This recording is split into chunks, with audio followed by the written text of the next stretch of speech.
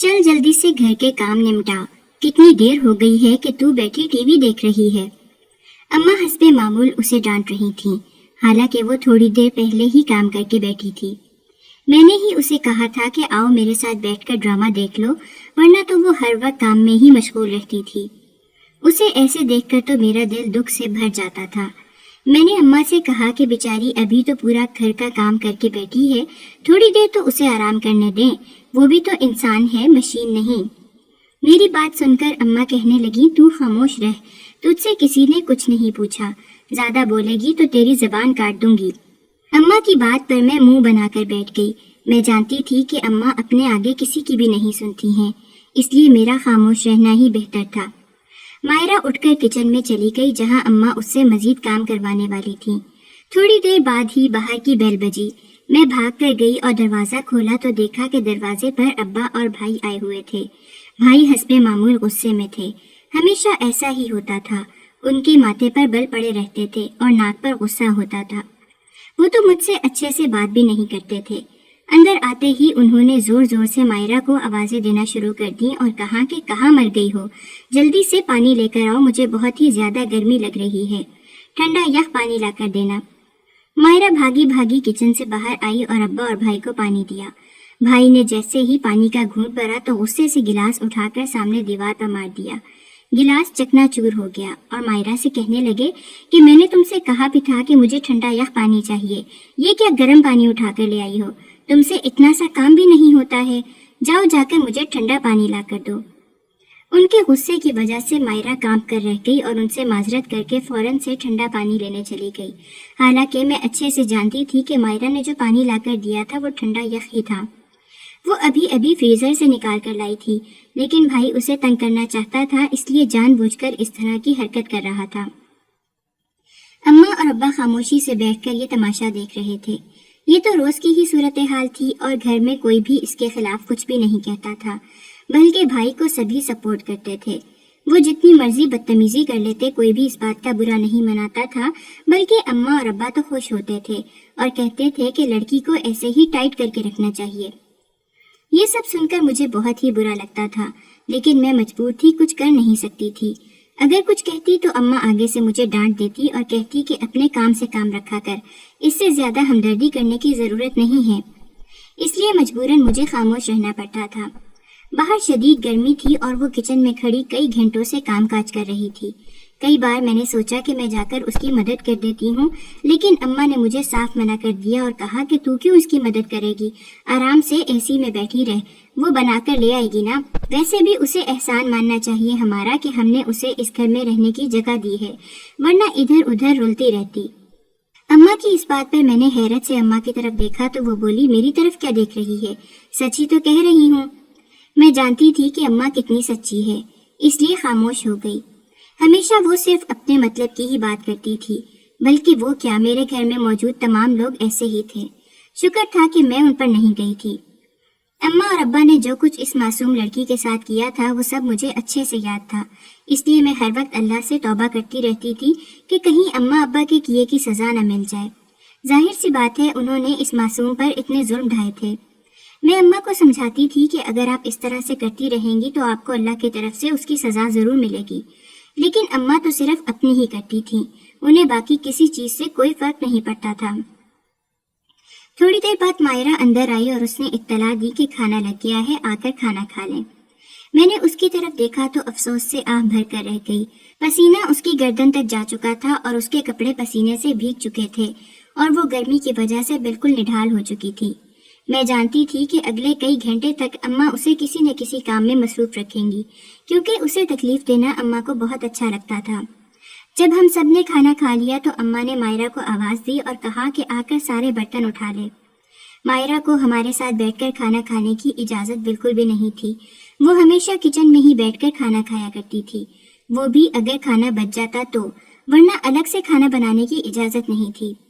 रात के वक्त अम्मा फ्रिज को ताला लगा देती थी कि अगर उसे रात को भूख लगे तो वो कुछ भी न खा सके।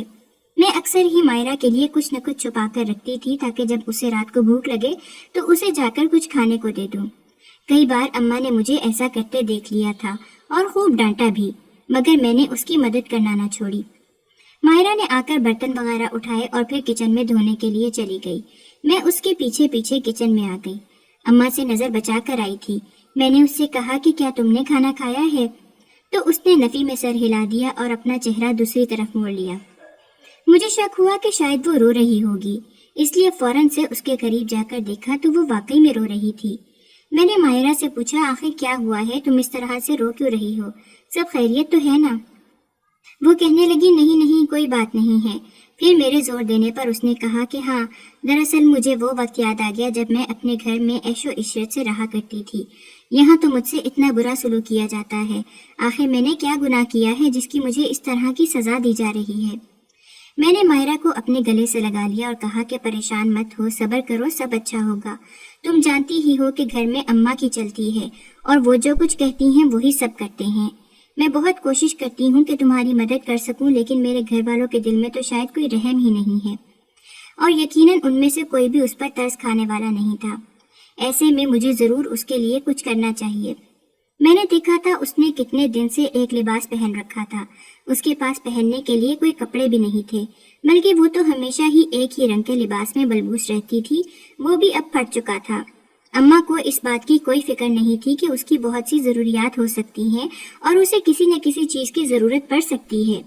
وہ تو ہمیشہ اس سے تنگی دینے کے بارے میں ہی سوچتی رہتی تھی۔ میں نے سوچا کیوں نہ میں اسے اپنا کوئی لباس دے دوں۔ یہی سوچ کر میں اپنی الماری کھنگالنے لگی۔ میں جانتی تھی کہ اس بات پر اماں سے مجھے اچھی خاصی ڈانٹ پڑنے والی ہے، لیکن میرے پاس اور کوئی راستہ نہیں تھا۔ میں اپنی الماری کی طرف آئی اور وہاں سے اپنے کپڑے نکالنا شروع کر دیے۔ 2-3 لباس نکال کر میں نے منتخب کیے اور پھر ماہرہ کو آواز دی۔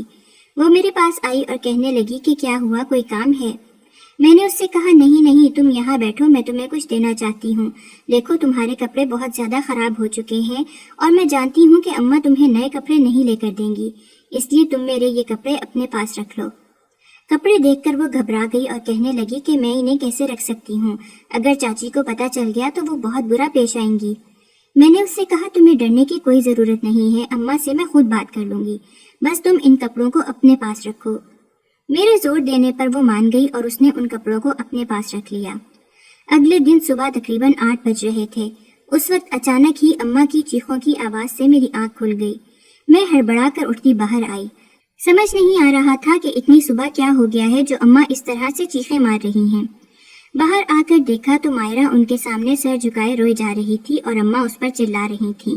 اس نے میرا دیا گیا سوٹ پہن رکھا تھا۔ میں سارا معاملہ سمجھ گئی اور تیزی سے اماں کی طرف آئی۔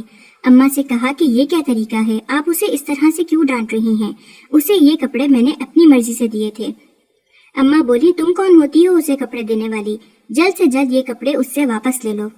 مجھے سخت غصہ آیا اور میں بھی اماں کے آگے ڈٹ گئی اور کہا کہ ہرگز نہیں لوں گی یہ کپڑے، یہی پہنے گی، آپ ہمیشہ اپنی مرضی نہیں کر سکتی۔ اماں بولی، تو بہت زیادہ زبان چلانے لگ گئی ہے، لیکن میں نے اماں کی کسی بات کی کوئی پرواہ نہیں کی اور ماہرہ سے کہا کہ یہ کپڑے تم ہی پہنو گی، میں بھی دیکھتی ہوں کہ کون تمہیں منع کرتا ہے۔ لیکن پھر بعد میں ماہرہ میرے پاس وہ کپڑے لے کر آئی اور کہا کہ اسے تم واپس رکھ لو، کیونکہ ان کی وجہ سے شاید مجھے اس گھر سے نکال بھی دیا جا سکتا ہے، اور تم جانتی ہو کہ میرے پاس رہنے کی اور کوئی جگہ نہیں بچی۔ میں نے ماہرہ سے کہا کہ میں اماں کی طرف سے تم سے معافی مانگتی ہوں، تو وہ کہنے لگی، نہیں، اس میں تمہاری کوئی بھی غلطی نہیں ہے، تم نے تو میرے ساتھ اچھا کرنے کا سوچا تھا۔ یہ کہہ کر وہ وہاں سے چلی گئی۔ مجھے سخت غصہ آیا کہ کیا ہو جاتا اگر اماں اسے یہ کپڑے پہنے دیکھ کر کچھ بھی نہ کہتی اور ان کپڑوں کو اس کے پاس ہی رہنے دیتی، لیکن اماں ہمیشہ کی طرح ہی دوسروں کو ذلیل کر کے خوشی محسوس کرتی تھی، اور ماہرہ کو ذلیل کر کے تو انہیں اور زیادہ خوشی ہوتی تھی۔ ہر گزرتے دن کے ساتھ وہ اس بیچاری لڑکی کی زندگی کو بھی بہت ہی مشکل بناتی جا رہی تھی۔ ماہرہ نے مجھے کپڑے واپس تو کر دیے تھے، لیکن میرا ارادہ تھا کہ میں ان کپڑوں کو اپنے پاس نہیں رکھوں گی بلکہ اسے واپس دے دوں گی۔ یہ بہت ہی مشکل کام تھا، لیکن میں یہ کرنا چاہتی تھی۔ اس لڑکی کو کسی بھی مشکل اور تکلیف میں دیکھ کر مجھے بہت دکھ ہوتا تھا۔ میری ہی ہم عمر تھی وہ، لیکن شاید اس کی قسمت میں آزمائشیں بہت زیادہ لکھی ہوئی تھیں۔ کچھ سال پہلے کی ہی بات ہے جب وہ پہلی بار ہمارے گھر رہنے کے لیے آئی تھی۔ یہ فیصلہ اماں اور ابا دونوں نے مل کر لیا تھا۔ اس وقت مجھے لگا تھا کہ دونوں اس کا دھیان رکھنے کے لیے اسے اپنے پاس لے کر آ رہے ہیں، لیکن میں نہیں جانتی تھی کہ ان کا اصل مقصد کچھ اور ہے۔ दरअसल अम्मा और अब्बा को उससे ज्यादा उसकी जायदाद में दिलचस्पी थी जो उसके माँ बाप ने उसके लिए छोड़ दी थी। मैंने और मायरा ने अपना बचपन एक साथ ही गुजारा था। ऐसा नहीं है कि हम लोग जॉइंट फैमिली में रहते थे, बल्कि दरअसल मायरा का घर मेरे घर से ज्यादा दूर नहीं था और खानदान में मेरी हम उम्र सिर्फ वही थी। इसलिए बचपन से ही हम दोनों एक दूसरे के साथ मिलकर खेला करते थे। उसके माँ बाप ने हमेशा मुझे बहुत ही प्यार और मोहब्बत दी थी। कभी भी कुछ ऐसा नहीं कहा जिससे मुझे इस बात का एहसास होता कि वो मेरी गुर्बत का मजाक उड़ाते हैं। मैं छोटी थी और मायरा के साथ बहुत ही अच्छे से रहती थी, लेकिन इस बात से नावाकिफ थी कि मेरे अम्मा अब्बा को उसके माँ बाप से शदीद नफरत है। मायरा के अब्बा मेरे अब्बा के सौतेले भाई थे, लेकिन उन्होंने हमेशा अब्बा का ख्याल रखा। उनकी माली मदद भी करते रहे, लेकिन अब्बा ने हमेशा दिल ही दिल में उनसे नफरत पाले रखी और इस नफरत को अम्मा हमेशा भड़काती ही रहती थी।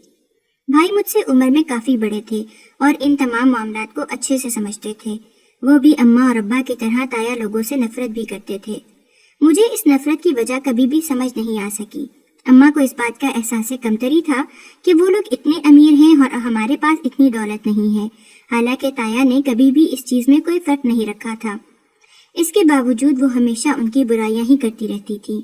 अब्बा की जबान पर हमेशा ये बात रहती थी कि मेरा भाई बहुत ही तेज निकला, उसने इतना पैसा बना लिया और मैं गरीब का गरीब रह गया। बचपन में तो अम्मा मुझे मना करती थी कि मायरा के साथ मत खेला करो, लेकिन मुझे मायरा अच्छी लगती थी, इसलिए मैं उसके साथ खेलती थी। जैसे जैसे बड़ी होती गई, अम्मा ने मेरे दिल में भी उनके खिलाफ नफरत डालने की कोशिश की, लेकिन चूंकि मेरा बचपन मायरा के साथ गुजरा था, इसलिए मैं अम्मा की नफरत का शिकार न हो सकी। मैं उसके माँ बाप को, मायरा की अच्छाई को अच्छे से जानती थी। वक्त गुजरता गया और हम लोग बड़े हो गए। जब मैं बड़ी हुई तो अम्मा ने मेरा उनके यहाँ जाना बिल्कुल भी बंद कर दिया और कहा कि तुम वहाँ कभी भी नहीं जाओगी। मैं इस बात पर गुस्सा तो बहुत हुई, लेकिन एक बात अच्छी थी कि मायरा और मेरा स्कूल बिल्कुल ही करीब था। हम दोनों छुट्टी टाइम मिलकर बातचीत कर लिया करते थे। ये बात अम्मा को नहीं पता थी, वरना शायद वो मेरा स्कूल जाना भी बंद कर देती। एक दिन अम्मा के पास अचानक किसी का फोन आया तो वो हड़बड़ाहट में अब्बा को और भाई को साथ लिए घर से चली गईं। मुझे बताया ही नहीं कि कहाँ जा रही हैं। मैं समझी शायद खानदान में किसी के घर कोई बीमार हो गया है, इसलिए जा रहे हैं। यही सोचकर खाना खाकर मैं सो गई। जब उठी तो पता चला कि मायरा के वालिदैन गुजर चुके हैं। एक हादसे में वो दोनों जा बहक हो गए थे। अम्मा अब्बा उधर ही गए हुए थे। मैं भी फौरन से तैयार होकर वहां आ गई। मैं मायरा का साथ देना चाहती थी। इस दुख भरे मौके पर उसे अकेला नहीं छोड़ना चाहती थी। जब अम्मा ने मुझे वहां आते देखा तो मुझसे कहने लगी, तुम यहाँ क्यों आई हो? तुम्हें किसने कहा था यहाँ आने को? मैंने अम्मा से कहा कि मायरा मेरी दोस्त है और मुझे उसका साथ देना है। आप इस तरह से क्यों पेश आ रही हैं? वो कितने बड़े दुख से गुजर रही है। कम से कम इस वक्त तो अपनी नफरत को साइड पर रख दें। लेकिन अम्मा कहने लगी, तुम्हें उसकी हमदर्द बनने की कोई जरूरत नहीं है। वो एक सांप है और तुम्हें जल्द ही डस लेगी। ये सब सुनकर तुम्हें हक्का बक्का रह गई कि अम्मा किस तरह की बातें कर रही हैं। बहरहाल अम्मा की बातों को मैंने नजरअंदाज किया और मायरा के पास आकर बैठ गई। वो रोए जा रही थी। उसके आंसू मुझे तकलीफ दे रहे थे। उसका गम बहुत ही बड़ा था, लेकिन क्या कर सकते थे हम? जो होना था वो तो हो चुका था। अब सिर्फ हम उसे दिलासा ही दे सकते थे। लेकिन अम्मा तो ऐसा भी नहीं चाहती थी। वो चाहती थी कि मैं मायरा के करीब बिल्कुल भी ना जाऊं। जब जनाजा वगैरह हो गया और तमाम मेहमान आहिस्ता आहिस्ता घर जाने लगे तो अम्मा ने एकदम से अपना लहजा बदल दिया। थोड़ी देर पहले ही एक कोने में वो अब्बा और भाई से कुछ बातचीत कर रही थी। मैं नहीं जानती थी कि वो क्या बातचीत कर रहे थे, लेकिन उसके फौरन बाद ही अम्मा का रवैया तब्दील हो गया। वो मायरा के पास आई और उसे अपने गले से लगाकर कहा कि हमें तुम बहुत अजीज हो और हम जानते हैं कि तुम्हारा दुख बहुत बड़ा है और हम तुम्हारे साथ हैं। यकीन रखो, हम तुम्हारे साथ हरगिज भी नहीं छोड़ेंगे।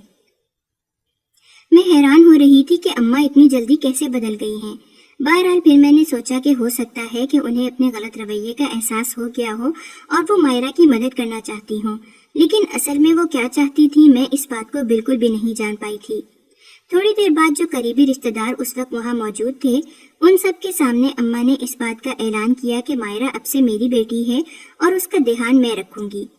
ये सुनकर मैं और मायरा फटी फटी निगाहों से अम्मा को देखने लगे। आखिर ये काया पलट कैसी? कुछ समझ में नहीं आ रहा था। बहरहाल मैंने एक उम्मीद पाल ली कि अम्मा बिल्कुल ठीक कर रही हैं और वो अपने पिछले रवैये पर बहुत ही नादिम हैं, इसलिए अब मायरा का ध्यान रखना चाहती हैं। लेकिन मैं गलत थी।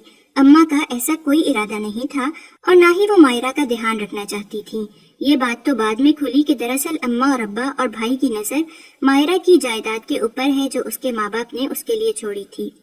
मायरा के अम्मा अब्बा जो कि बहुत ज़्यादा अमीर थे और उन्होंने मायरा के लिए अच्छा खासा पैसा छोड़ा था, इसलिए अम्मा और अब्बा ने मौके से फ़ायदा उठाया और मायरा के साथ हमदर्दी जताकर और अच्छा बनने का नाटक करके उसे अपने साथ अपने घर पर ले आए। एक दो दिन तक तो मायरा से उनका रवैया बहुत ही बेहतर रहा। मैं जो पहले डर रही थी कि कहीं इसके साथ वो लोग ज्यादती न कर दें और जुल्म न करें, अब मुतमईन हो गई थी कि अम्मा अब्बा का इरादा बिल्कुल भी गलत नहीं था। लेकिन फिर थोड़े दिन तक अम्मा ने ये सब नाटक किया और उसके बाद कहा कि मायरा अब ये रोना धोना बहुत हो गया, जो होना था वो हो चुका, अब खामोशी से घर के कामकाज करना शुरू कर दो। मैं हैरान हुई और अम्मा से कहा कि अम्मा ये घर के कामकाज क्यों करे, घर के कामकाज हम कर तो रहे हैं, उसे थोड़ा वक्त तो दें, आप उसे कामकाज के लिए लाई थी। तो अम्मा ने गुस्से से मुझे घूर कर कहा कि तुम अपना मुंह बंद रखो और खामोश होकर बैठो, आज से हम सिर्फ आराम करेंगे और ये काम करेगी। इस घर में हम उसे मुफ्त में थोड़ी रख रहे हैं, अब से ये सारा काम करेगी। अब्बा और भाई ने भी अम्मा की हाँ में हाँ मिलाई और उसी दिन से मायरा पर हुक्म चलाना शुरू कर दिया। वो लड़की जिसने अपने घर में कभी काम को हाथ नहीं लगाया था, अब यहाँ पर नौकरों की तरह रह रही थी। ये सब देखकर तो मैं परेशान हो गई। कई बार अम्मा और अब्बा को समझाया कि इस तरह से मत करें, लेकिन उन्होंने मेरी कोई बात न सुनी। 2-3 दिन बाद मैंने देखा कि भाई का रवैया मायरा से बहुत बदल गया है। वो उससे हद से ज्यादा बदतमीजी से पेश आता था, जरा जरा सी बात पर चीजें उठाकर फेंक देता और उसे अपना नौकर समझकर बर्ताव करता। मैंने सबको समझाने की बहुत कोशिश की, लेकिन कोई भी समझने को तैयार न हुआ। सब कहने लगे कि तुम्हें इसमें घुसने की कोई जरूरत नहीं है, अपने काम से काम रखो। मुझे ये सब बहुत अजीब लगता था। खानदान भर में लोगों ने बातें बनाना शुरू कर दी कि ये तो सिर्फ उसकी जायदाद के लालच में ही इस लड़की को अपने घर लेकर गए हैं और यूं जता रहे हैं कि जैसे इसकी मदद करना चाहते हैं। मैं भी समझ गई थी कि लोग ठीक ही कह रहे हैं, झूठ तो कुछ भी नहीं था, क्योंकि अम्मा और अब्बा दोनों यही तो चाहते थे। थोड़े दिन बाद ही उन्होंने मायरा की तमाम जायदाद को अपने कब्जे में कर लिया और कहा कि हम तो चाहते हैं कि उसकी जायदाद को महफूज रखें और लोगों से बचा कर रखना चाहते हैं, वरना लोग इसकी जायदाद पर कब्जा कर लेंगे। ये सुनकर मुझे काफी अजीब लगा और मैंने अम्मा से कहा कि ये सब तो झूठ है, बल्कि आप लोग खुद भी उसकी जायदाद पर कब्जा जमाना चाहते हैं, इस तरह से आपको क्या मिलेगा। लेकिन दोनों ने मेरी इस बात को ये कहकर टाल दिया कि तुम अपने काम से काम रखो, इन मामलात में मत पड़ो, इन चीजों का तुमसे कोई लेना देना नहीं है। इसलिए मजबूरन मुझे खामोश रहना पड़ा। लेकिन मैं अपनी आंखों के सामने मायरा से यूं ज्यादती होते नहीं देख सकती थी। जाहिर सी बात है, वो मेरी बचपन की दोस्त थी, मैं ये सब कैसे बर्दाश्त कर सकती थी। इसलिए कई बार अम्मा अब्बा से उसके लिए झगड़ा भी किया, जिस पर अब्बा और भाई मुझे कई बातें सुनाते और कहते कि कितनी बार मना किया है, इन मामलात में मत बोलो, दूर रहो इस सब से, हम जो कर रहे हैं बिल्कुल ठीक कर रहे हैं।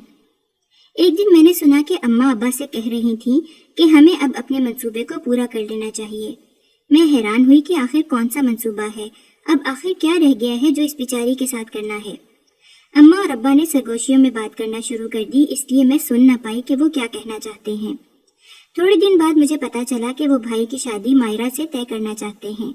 ये सुनकर तो गोया मेरे कदमों तले से जमीन ही निकल गई। मैं जानती थी कि अगर मायरा की शादी भाई से हो गई तो उसकी जिंदगी बिल्कुल ही खराब हो जाएगी और वो कभी भी इन सब चीजों से छुटकारा हासिल नहीं कर पाएगी। ये बात तो वाज़ेह थी कि भाई उससे शदीद नफरत करता था, लेकिन क्या किया जा सकता था, उसके पास इनकार का कोई रास्ता नहीं था। वो तो अपनी मर्जी से सांस भी नहीं लेती थी। अम्मा अब्बा ने जब उसे अपना फैसला सुनाया तो उसे हाँ में सर झुकाना ही पड़ा। हालांकि मैं मायरा को मना कर रही थी कि तुम ऐसा क्यों कर रही हो, गलत फैसले पर अपना सर मत झुकाओ, लेकिन उसने मुझसे कहा कि क्या मेरे पास कोई और रास्ता है, अगर है तो मुझे बताओ। उसकी बात सुनकर मैं खामोश हो गई। जाहिर सी बात है, और कोई तो रास्ता था ही नहीं, और अब मायरा को इन लोगों की बात माननी ही थी। मुझे बहुत डर लग रहा था कि भाई से शादी के बाद उसकी जिंदगी मजीद खराब हो जाएगी। मुझे भाई से अच्छे की कोई उम्मीद नहीं थी। अम्मा ने शादी की तैयारी शुरू कर दी। मायरा के लिए तो उन्होंने कुछ भी अच्छा नहीं लिया था, लेकिन भाई और मेरे लिए बहुत सी चीजें खरीदी थी। मैंने अम्मा से कहा कि ये मायरा की शादी का मौका है, कम से कम इस वक्त तो उसके लिए कुछ चीजें खरीदें। अम्मा बोली, कितनी बार कहा है कि तुम फालतू में मत बोला करो, मेरी मर्जी है, जो मेरा दिल करेगा मैं वही करूंगी, इसलिए तुम्हें ज्यादा बोलने की जरूरत नहीं है। अम्मा की बात सुनकर मैं खामोश हो गई।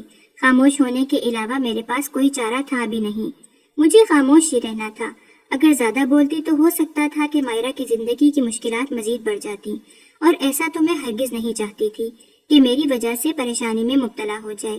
میں بس اس کے لیے دعا کر سکتی تھی اور وہی کر رہی تھی۔ بہرحال شادی کی تیاریاں ختم ہو گئیں۔ اماں نے محلے میں ہی چھوٹی سی دعوت کا اہتمام کیا تھا۔ تمام لوگوں سے پوری دعوت کے دوران مائرہ کی ہی برائیاں کرتی رہیں۔ آج کے دن بھی اسے بخشا نہیں تھا۔ مائرہ دلہن بنی بہت ہی خوبصورت لگ رہی تھی، حالانکہ اس کا کوئی خاص بناؤ سنگھار نہیں کیا گیا تھا، لیکن اس کے چہرے کی اداسی اسے مزید حسین بنا رہی تھی۔ اس میں کوئی شک نہیں تھا کہ وہ پہلے ہی بہت خوبصورت تھی۔ اس کی خوبصورتی کی تعریف تو ہر ایک کرتا تھا، اور اماں اس بات سے بھی بہت زیادہ جلتی تھیں۔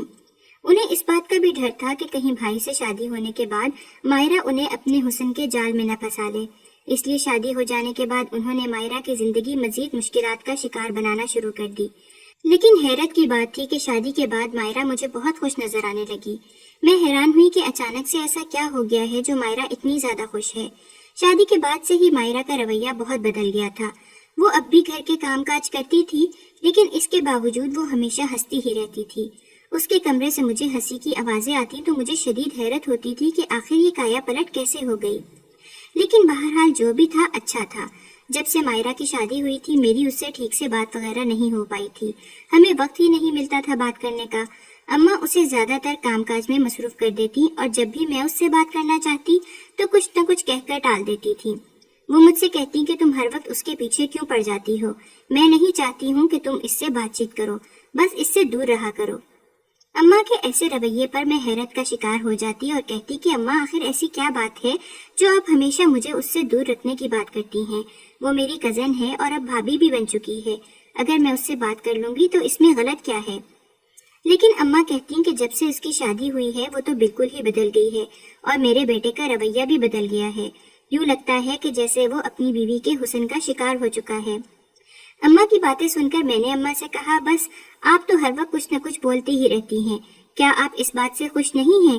زندگی اب اچھی لگ رہی ہے، اب وہ خوش رہنے لگ گئی ہے، مجھے تو بہت ہی خوشی ہے، میں ہمیشہ ہی اس کے لیے دعائیں کرتی رہتی ہوں۔ میری بات سن کر اماں نے مجھ سے کہا کہ تو خاموش ہو جا، جب بھی بولتی ہے فضول ہی بولتی ہے، مجھے تو کوئی اور ہی چکر لگ رہا ہے۔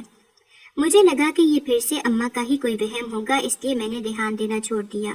انہی دنوں میرے پیپرز ہو رہے تھے تو میرا پورا کا پورا دھیان امتحانوں کے اوپر ہی تھا۔ حالانکہ کئی بار اماں آ کر مجھ سے اس بات کا ذکر کر چکی تھیں کہ کچھ تو غلط ہو رہا ہے۔ میں نے دھیان نہیں دیا۔ امتحان کے دنوں میں رات دن بیٹھ کر پڑھا کرتی تھی۔ ایک دن بھوک لگ رہی تھی تو میں اٹھ کر کچن میں چلی آئی، اپنے لیے کچھ کھانے کو ڈھونڈ رہی تھی کہ تبھی اچانک سے مجھے بھائی کے کمرے سے مائرہ کے زور زور سے ہنسنے کی آوازیں آنے لگی۔ مجھے حیرت ہوئی کہ اتنی رات کو کیوں ہنس رہی ہے۔ پہلے سوچا کہ جا کر اس کے کمرے میں اس سے پوچھتی ہوں، لیکن پھر مجھے یہ مناسب نہیں لگا، اس لیے حیرت کا شکار بنی اپنے کمرے میں واپس آ گئی۔ بار بار اس کی ہنسی میرے دماغ میں گونج رہی تھی۔ اگلی رات کو بھی ایسا ہی ہوا، وہ زور زور سے ہنس رہی تھی۔ صبح ہوئی تو میں نے دیکھا کہ بھائی کمرے سے منہ چھپا کر نکلا ہے۔ میں نے بھائی کو روک کر ان سے پوچھنا چاہا کہ وہ ناشتہ کریں گے یا نہیں، تو انہوں نے میری طرف دیکھا بھی نہیں اور چپکے سے گھر سے باہر نکل گئے۔ یہ دیکھ کر تو میں حیران رہ گئی۔ مجھے یاد آیا کہ اماں کتنے دن سے مجھے ایک ہی بات کہے جا رہی ہیں کہ کچھ تو غلط ہو رہا ہے، لیکن میں نے دھیان ہی نہیں دیا۔ اب میں نے روزانہ اس بات کو نوٹ کرنا شروع کر دیا۔ روز رات کے وقت مائرہ کے کمرے سے ہنسنے کی آوازیں آتی اور پھر صبح سویرے ہی بھائی منہ چھپا کر گھر سے باہر نکل جاتا۔ بھائی کا چہرہ ہمیشہ پریشانی سے ہی لدا رہتا تھا، ہمیشہ ان کے چہرے پر مجھے پریشانی دکھتی۔ ایک دن میں نے بھائی سے پوچھا کہ وہ اتنا پریشان کیوں ہیں، کیا بات ہے، کوئی مسئلہ ہے؟ تو انہوں نے آگے سے مجھے یہ کہہ کر ڈانٹ دیا کہ تم اپنے کام سے کام رکھو، تمہارا اس بات سے کوئی لینا دینا نہیں ہے۔ پھر میں نے سوچا کہ میں مائرہ سے بات کرتی ہوں، لیکن جب میں نے مائرہ سے بات کی تو وہ بولی، نہیں کچھ بھی نہیں، ایسی کوئی بات نہیں، تمہیں شاید غلط فہمی ہوئی ہوگی۔ یہ کہہ کر وہ پھر سے ایک عجیب سی ہنسی ہنسنے لگ گئی۔ لیکن اب مجھے دال میں کچھ نہ کچھ کالا ضرور لگ رہا تھا، اور مجھے اس بات کا پتہ ہر حال میں لگانا تھا کہ آخر کیا بات ہے، کیوں بھائی اس طرح کا برتاؤ کر رہا ہے۔ وہ تو ہمیشہ مائرہ پر چلاتا ہی رہتا تھا، اب یہ منہ چھپا کر کہاں چلا جاتا ہے، اور مائرہ بھی ہمیشہ بھائی سے ڈرتی تھی تو اب اس کی ہنسی کی آوازیں کیوں گونجتی ہیں۔ اس سے پہلے کہ میں اس بات کا پتہ لگاتی، ایک دن ایسا حادثہ ہوا جس نے ہم سب کو ہلا کر رکھ دیا۔ ایک دن صبح سویرے بھائی اپنے کمرے سے باہر نکلے ان کے منہ سے خون نکل رہا تھا اور وہ مسلسل خون کی الٹیاں کیے ہی جا رہے تھے۔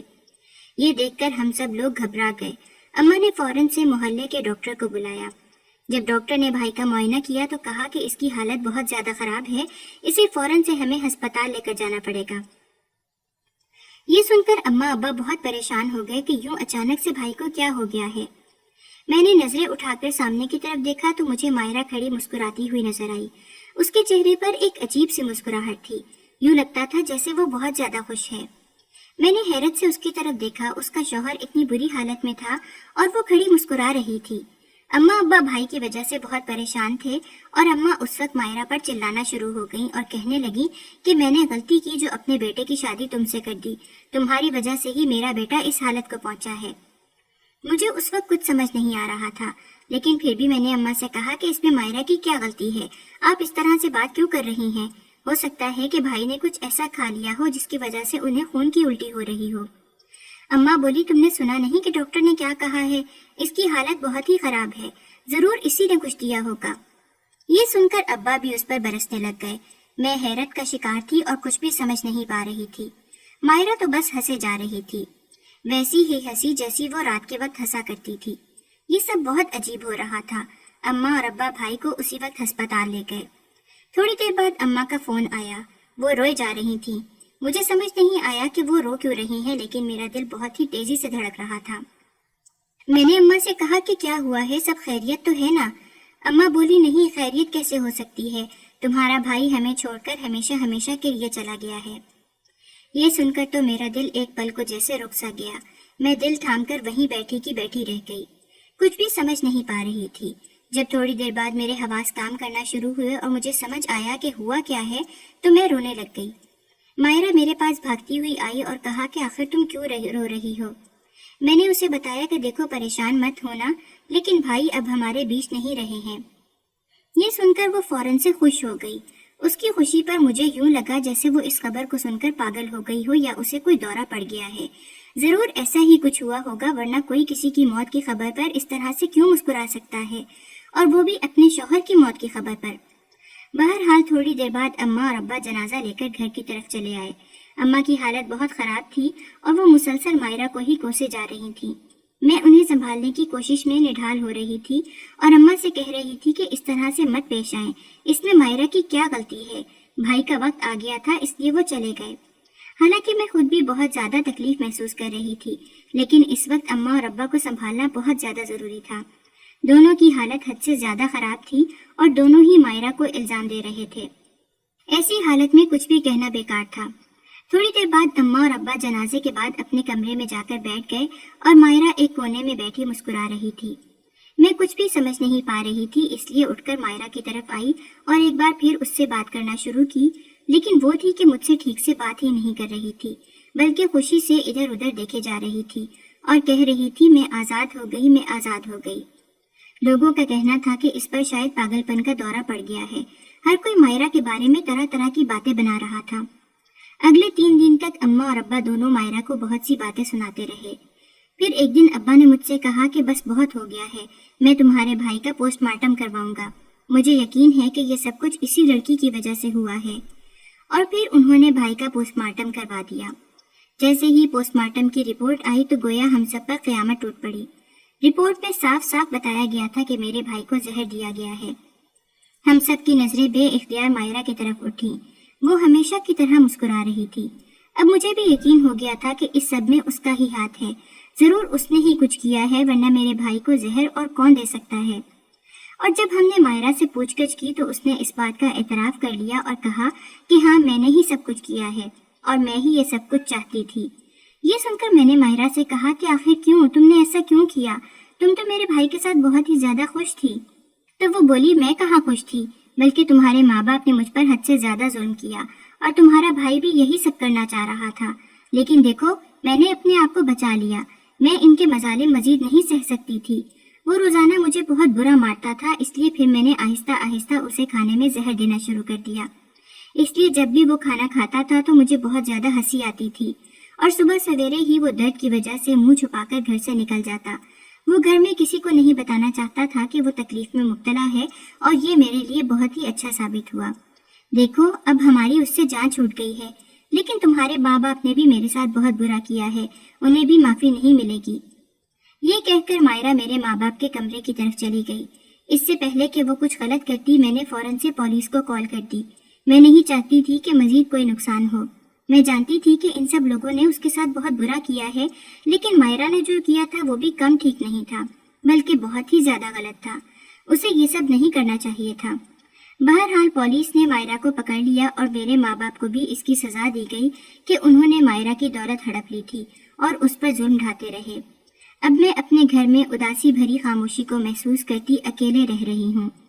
اماں اور ابا کا ذہنی توازن تو مکمل طور پر تباہ ہو چکا ہے اور وہ زیادہ تر پاگل خانے میں ہی وقت گزارتے ہیں، اور میں ان خالی دیواروں کو دیکھتے ہوئے بس یہ سوچتی رہتی ہوں کہ کاش مائرہ اس طرح کا قدم نہ اٹھاتی۔ جلد یا بدیر اسے انصاف مل ہی جانا تھا۔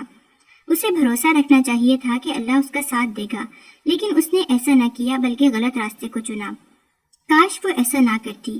میں اکثر ہی اماں ابا سے ملنے جاتی ہوں اور ان کی حالت دیکھ کر ان پر بس رحم ہی کھا سکتی ہوں، کیونکہ ان دونوں نے جو کچھ اس کے ساتھ کیا تھا اس کی سزا تو انہیں ملنے ہی تھی، کیونکہ انہیں اپنے کیے پر کوئی بھی پچھتاوا کبھی نہیں ہوا تھا۔ چند سال بعد اماں اور ابا کی ذہنی دورہ پڑنے کی وجہ سے موت ہو گئی۔ یہ صدمہ مجھے مزید توڑ گیا، مگر پھر ایک مہربان انسان میری زندگی میں آیا اور اس نے ہر موڑ پر میرا ساتھ دیا۔ اب میں اس کے ساتھ شادی کر کے خوش و خرم اپنے گھر میں رہ رہی ہوں۔ اکثر ہی مائرہ سے ملنے چلی جاتی ہوں، مگر میں اس کے لیے کچھ بھی نہیں کر سکتی ہوں۔